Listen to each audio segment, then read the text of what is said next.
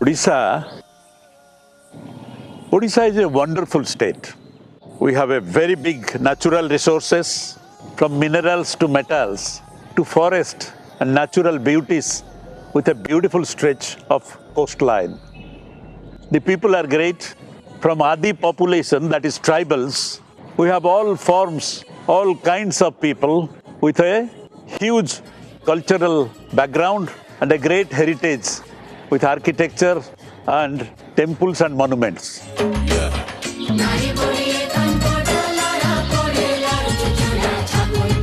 But the state also is not free of problems.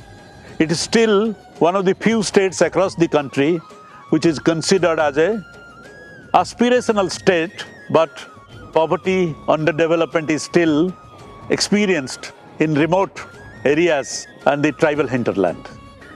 So this requires a multi-stakeholder approach to deal with the problems. And Odisha Development Initiative is one such attempt in which all players, civil society, government, corporate sector, civil society organizations, NGOs, voluntary organizations, community-based organizations, people's organizations, they come together to identify the root causes of the problem and also suggest and articulate the answer to deal with the problem.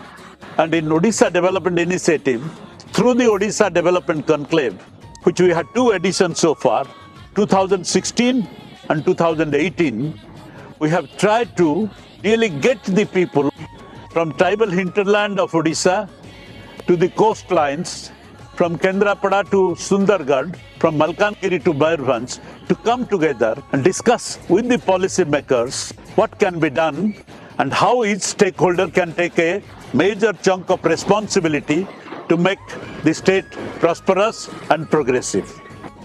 The event was blessed by Vice Chair Niti Aayog and the whole plethora of officers from Niti Aayog who wanted to really understand the grassroots reality. The discussion and the outcome of the conversation was recorded, was presented to the government. Some of them have been taken to logical conclusion, some of them are not.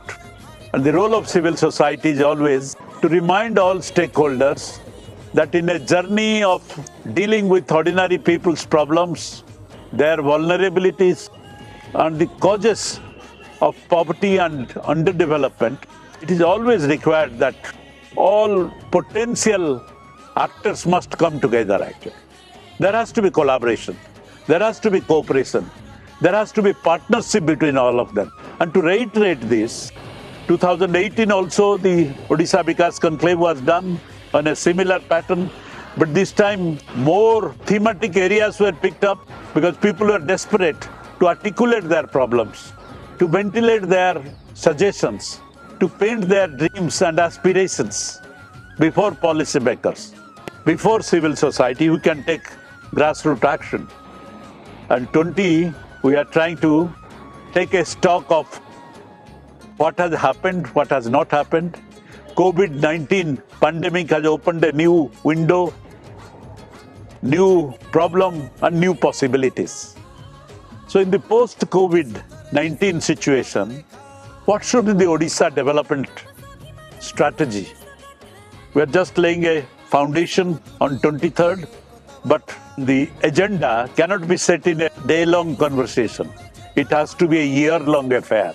There has to be willingness between all players to come together, listen to each other, trust each other, and respect each other so that we can together deal with the problem of Odisha.